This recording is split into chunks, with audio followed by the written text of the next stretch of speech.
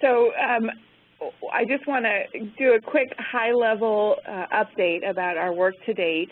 As a part of the big picture, there really has been an effort to create a state system for encouraging quality in all early learning environments, and it's really quite significant that that's where we are. And then within that process, the Oregon QRIS system, there's been an ongoing recognition from the very beginning that there are many other systems that verify quality, whether it be through accreditation or federal review. And so this work really represents the effort to create a streamlined or accelerated process for those programs to participate in QRIS as leaders in the field and to support this effort to really encourage programs across the state to increase their quality. And so we're delighted for the leadership role that Head Start has played in this and their efforts, and are looking forward to sharing this information with you today. Just want to, those of you who are at the directors meeting have already seen this slide about the National Standards Articulation Project. Western Oregon University has led this work and created these guiding principles. I know they may be repetitive, so I won't go through all of them, but I just want to reference the principles that these efforts have been built on, and you can see that really there's a focus on the intent and integrity of the work and really making it simpler for programs who have already demonstrated high quality, while also recognizing the state system work that needs to be addressed for supporting the QRIS.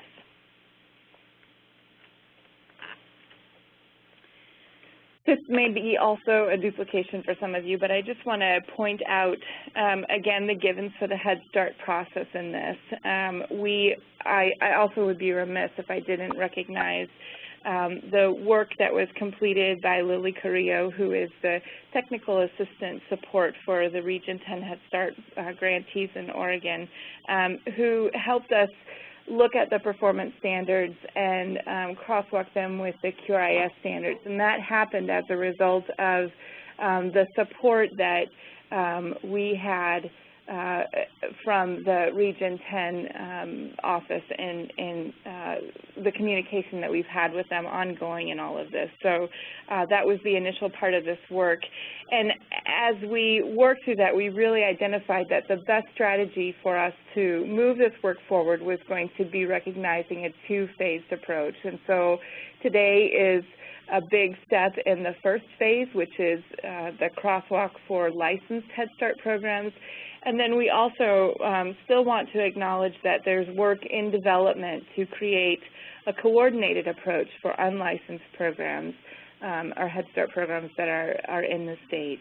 So the next important note is that we want to recognize also that while Head Start programs may not be accredited in the same way that NIAC or other accrediting entities provide accreditation, that they do have to, on a triennial basis, be reviewed by the Office of Head Start. And it's that third-party federal review report that is that has been the designating, verifying part of this process to determine quality, and verifying that through evaluation of the on-site protocol. So that really has been the framework that we've used.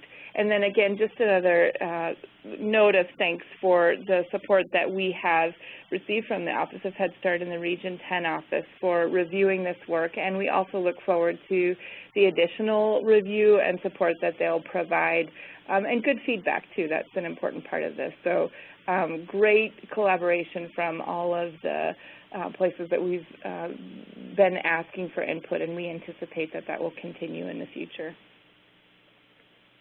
So today is a big day. It's really exciting, and I'm, whether you're listening live now or later via the web, it's great today because what you're going to see is the final product, the summary sheet, and this really demonstrates again, where the protocol that is used for the federal review provides evidence that meets the intent of the QRIS standards, and then it notes where additional evidence is needed. And we just want to be very clear that the process of looking at this wasn't to try to say which program had more quality or less quality. It was about how do we use the verification process of the Head Start federal review to be able to demonstrate quality for Head Start programs, to help Head Start programs be able to participate in the QRIS in a streamlined fashion. And so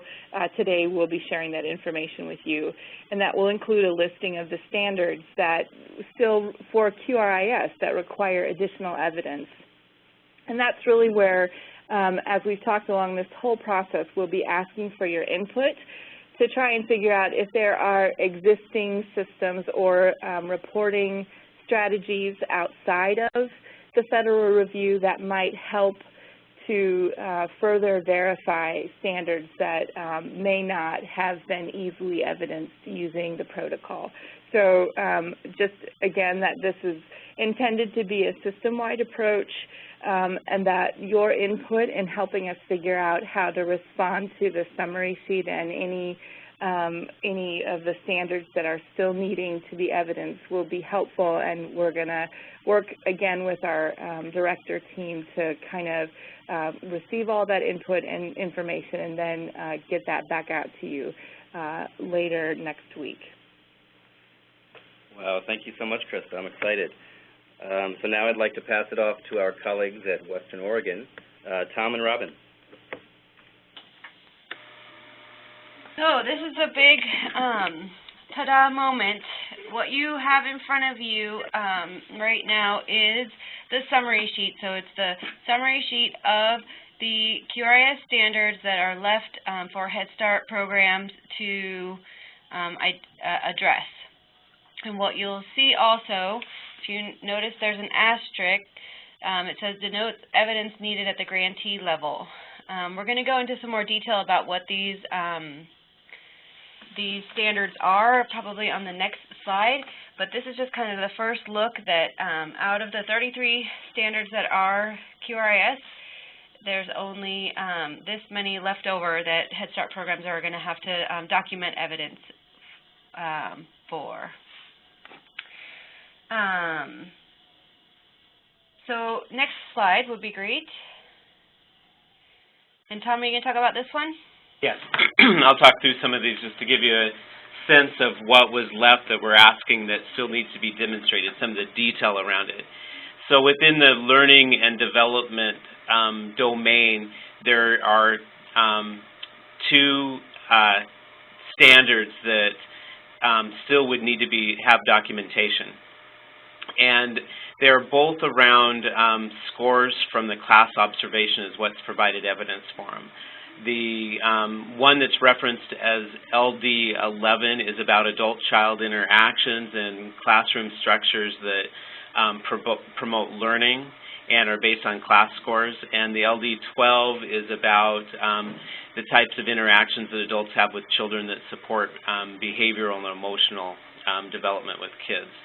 And we recognize that when we reviewed the Head Start standards, we found that the class observation is in there and accounted for, but we have particular scores that need to be reached. So the anticipated documentation that we'd need for those two particular standards would be a copy of the class scores or a copy of the class assessment that has been completed on the programs. And turned in meeting the criteria that was established for the QRIS process. Let's see, the next one, if you move over to health and safety, what we found left in the health and safety domain that we couldn't account for in the Head Start standards and the information, the monitoring protocol, were policies around screen time and amounts of time or the use of various kinds of screen time, being in front of the TV screen with movies, those types of things, computers, electronic devices. There's certain standards that were built into QRIS, and we didn't find anything equivalent to that in the Head Start standards when we were reviewing those. So in that, we were asking or anticipating that what would still need to happen is to have screen time policies submitted as evidence that met the standards for screen time. The personnel qualifications domain is the one that has some interesting details around it to pay attention to. For the most part, in general, most of the requirements for personnel qualifications exceed what is needed within the QRIS standards, but documented in a different way. And so for the most part, what will happen in personnel qualifications is Head Start programs will need to verify staff requirements through the Oregon Registry. So basically showing what step on the Oregon Registry staff have. And what I'm, an example of what I'm saying is, the teachers, a standard for teachers to have bachelor's degrees exceeds the standard that the QRIS has for teachers, but that would need to be documented in the Oregon Registry. So the equivalent would be to a bachelor's degree within the Oregon Registry is a step 10. The requirement for teachers within the QRIS is a step 9, but it would need to be demonstrated within the Oregon Registry system. One of the details that we found in there to pay attention to also is with the qualifications for teachers working with infants and toddlers. What we found in the Head Start guidelines were that they needed to have a CDA or a CDA within a year of employment of working in the program, and that's equivalent to a step 7 on the registry, which would would get them at a 3-star qualification once they had that equivalent. But to be at a 5-star, there's a higher requirement there because we don't separate out teachers by age group within the QRIS process.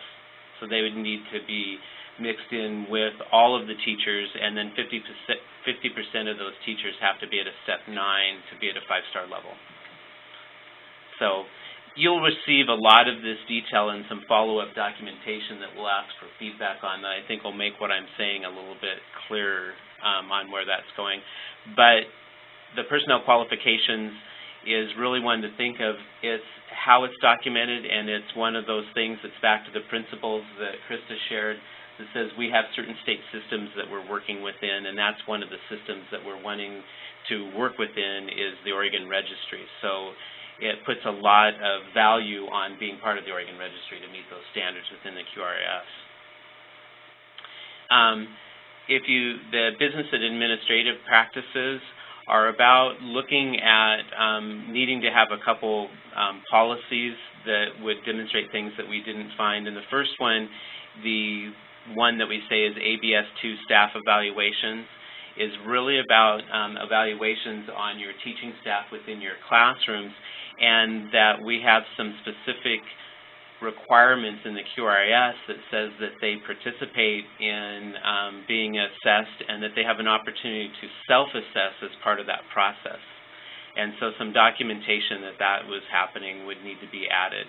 And then the last one is Administration and Business Practices Standard number 6, which is about benefits being offered to staff within the program.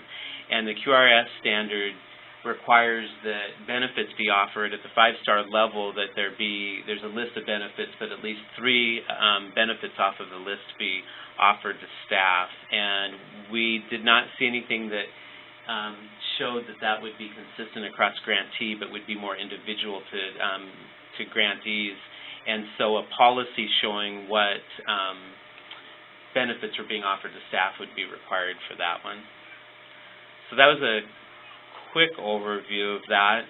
Probably a lot to take in when, if you're not real familiar with all the QRIS standards, but actually very little left over once we looked at what was already being documented within the review processes that Head Start's already needing to go through, left very few things behind. So Robin, would you jump back in there with anything? I think you explained it really well. We can go to the next slide. So the next steps for participation, we're going to talk about next steps with the work that we just presented after we, in a little bit, but we're going to talk a little bit about, so what do we do with these standards? How do we get on QRIS? And basically, the training process that we came up with the accredited programs is a similar process to what we're going to use with Head Start programs that are licensed and ready to move on to QRIS. Recruitment starts now. Please join QRIS. We will have you sign up and we'll get a compliance check from the Office of Child Care to make sure you meet the commitment to quality standards. From there, personnel at the programs will need to attend a specialized increasing quality QRIS training session to learn about the process. That's where you get all the materials for participation and just kind of details about how to participate, where can you find more information and help, detailed information on the standards that need to be met. All of that information is covered in that training. That's where you get your welcome kit, which contains all of that information, and then you kind of continue on to through the regular process of documenting all of your evidence and submitting it and receiving your 5-star designation. And I think the next slide kind of talks about a little bit of the highlights of what would happen in that. So the training session is required for QRIS participation. It's one of those requirements that we'll do, but we really want to make it useful training, and it really will be targeted to this crosswalk and these standards that we just presented to you to make it as meaningful and relevant as possible. And really what it is so that you're successful, so that we don't just ship out a bunch of materials to programs that say they're interested and they don't have all the tools to help them be successful. We'll also be able to offer you, as it says on the last point, some strategies on how to complete your portfolio. We noted on the summary sheet which evidence would be needed just at the grantee level, but then some of the things, the staff qualifications, that kind of goes down to program level. So we'll be able to tell you the details on how all of that looks and how it gets documented and how to submit your evidence for the review team to review it.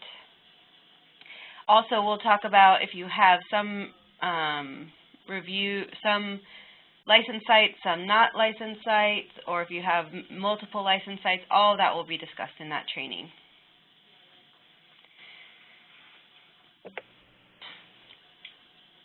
Anything to add to that, Tom, before I talk a little bit more about next steps? No, not at this point. Okay. So to get to that point where we can offer training, we need to really finish up this last piece of the puzzle, get some input on what we left in there, find out how we want to deal with the training needs across the state, how we want to get those scheduled. So this timeline that you kind of see in front of you has to do with those next steps. So today, October 25th, we have the work and we're presenting it to you right now. By November 1st, today also you'll receive an email with what Tom was going through, the standards that are left in. You'll see exactly how the standards are in QRIS, the evidence that we require of programs, and be able to give some feedback on, well, we have a different way of documenting that we do this, and give us those suggestions on how you might want to document your evidence for those standards to us. That goes back to Krista. Is that correct, Krista? Yeah, that goes, that information on input or any questions will go back to me, and then we'll work with the same core group to kind of pull all the questions or the input that we have together and then we'll share that with you guys, and we'll also share it back out with the field, and I'll talk about that in a little bit. Okay. So there'll be more details around these dates in a little bit when you get to it, Krista, is that right? Yep. Perfect. So the next part then that's really important is the November 1st training survey. You'll get a survey, it's more even a interest and participation survey. So you'll get a survey, and if you have licensed sites and you're wanting to participate, we'll get that information from you, and then we'll also figure out how many licensed sites do you have, how many staff are you sending to trainings, where are you at, because we want to make sure that we're using our time the most efficiently possible. So if we have a big group in Southern Oregon to go down and do a training for, we want to make sure that we get everybody that's interested in Southern Oregon one time so we don't have to go down there 3 times. And so we're going to try to look at all of that information from that survey and begin to schedule those trainings because we want to get you all on board as soon as possible. And then phase 2, Chris is going to talk a little bit about. Yeah, so I just want to recognize, as we noted before, that this is really about the process for Head Start programs that have licensed sites already, but we also know that there are programs who are still needing or considering going through a licensing process. And so I'm continuing to work with the Office of Child Care to figure out what that second phase will be. So I just want to recognize again that this is the first part of a 2-phase process, and we'll be continuing to develop that second phase and keep you in the loop as we do that.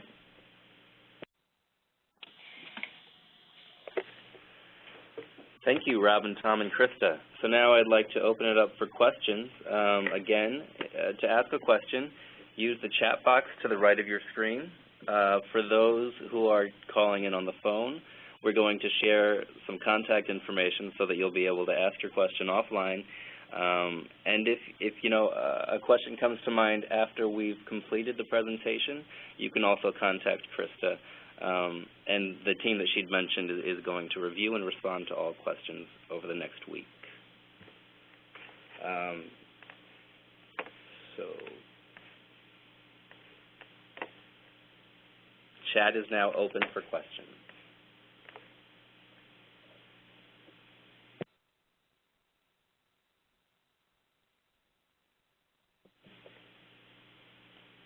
I'm not seeing any. We're going to allow about 30 more seconds.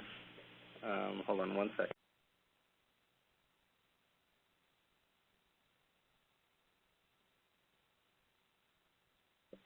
So we have a question from Maureen Short. Who will be required to attend the trainings? Directors, managers, teachers, or who? Robin, can you? Yep. So,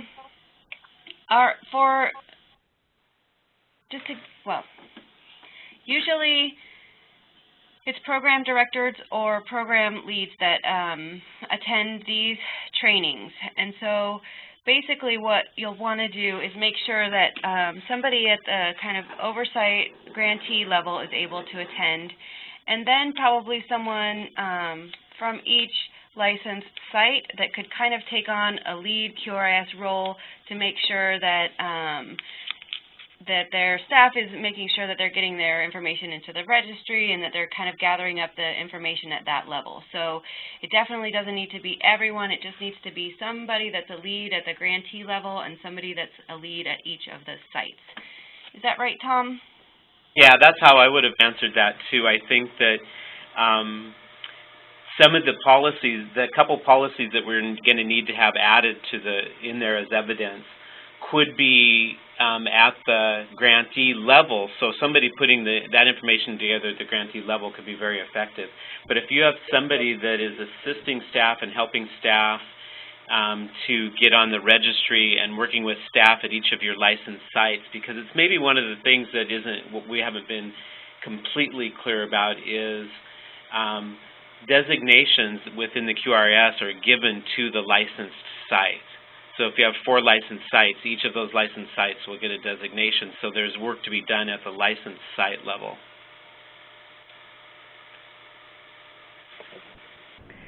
thank you for that question, and thank you for the feedback. I think that's really helpful, and when we get closer to those trainings, we'll really make an effort to make sure that the process for all of that is communicated well with everyone in advance, but it's good to be thinking of that now.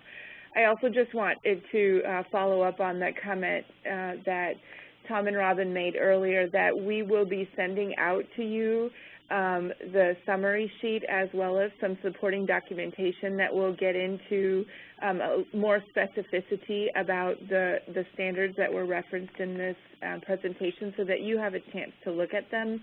And any questions that you might have after looking at them a little bit more closely, you'll be able to direct those to me, and then I'll work with the team that we've been working with to kind of vet those questions and come up with kind of a list of the main questions, and then we'll put some answers out for everyone to look at, and also work with Western Oregon to make sure we have that too.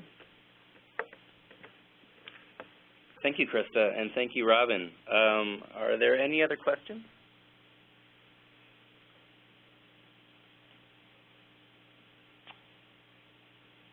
In that case, we're going to close and get out of here to start our weekends a little early. Again, here's the contact information on your screen for Krista. You can email or call. And any input, ideas, or other further questions that you have are going to be reviewed and responded to by the director's team. And Krista, can you talk about how that's going to be shared? Yeah, we will pull that information and probably just develop either a document that will have all the questions and information that we've heard here, as well as anything that comes up in this next week. And we'll put that together in a document and either send it out to you by email, or we may post it online. We're also recording this presentation, and so it will be available for people to review, just in case there are folks who were not able to join us today. Well, thank you, Krista. Thank you, Tom. Thank you, Robin. And thank you all for joining us. We look forward to continuing this good work. And please be in touch. Thank you. Yeah, thank you. Thanks, everybody.